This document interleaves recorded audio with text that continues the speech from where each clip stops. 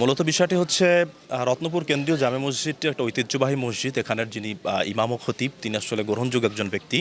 মূলত তিনি রত্নপুর ইউনিয়নের অন্যতম প্রতিষ্ঠান বেলুহার নিসারি ফাজিল মাদ্রাসার স্বনামধন্য অধ্যক্ষ। তিনি ৩০ বছর পর্যন্ত সুনামের সহিত এখানে ইমামতি করে আসছেন।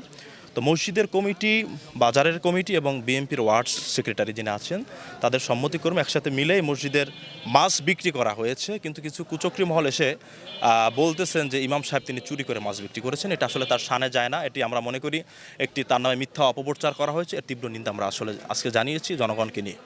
আমি জানি বোঝার পর থেকেই যে এই মিজান হুজুর ইনি একজন ভালো মনের মানুষ, একটা মাদ্রাসার প্রিন্সিপাল, একজন জামে মসজিদের খতিব, একজন মাওলানা। উনি এই আগলজারা থানার ভিতর একজন সম্মানীয় ব্যক্তি। এই মসজিদে তার নিঃস্বার্থে ইনি নামাজ পড়ায় বেতন ছাড়া।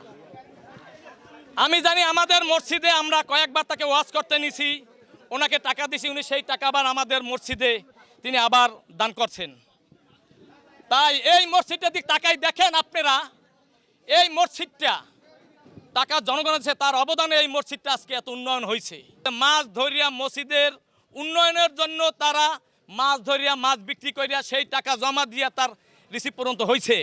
কিন্তু তাদের বিরুদ্ধে একটা মিথ্যা আনিত অভিযোগ করছে। রাতের আধারে এই যে কয়টা সন্ত্রাসের নাম লেখা আছে, এরা এই ধরনের একটা মিথ্যা আনিত অভিযোগ দেছে এদের পারিবারিক ঝামেলা নিয়ে। কিন্তু এই মিথ্যা আনিত অভিযোগের বিরুদ্ধে আমরা কঠোর আন্দোলন এবং এর বিচার চাই। সকলের কাছে, জনগণের কাছে, প্রশাসনের কাছে আমরা এর বিচার চাই।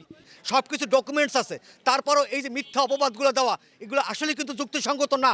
আমরা তীব্র নিন্দা জানাই, ধিক্কার জানাই। এর জন্য আমরা সবাই, যুব সমাজ, পাশাপাশি স্থানীয় জনগণ সবাই এর জন্য প্রতিবাদ জানাই।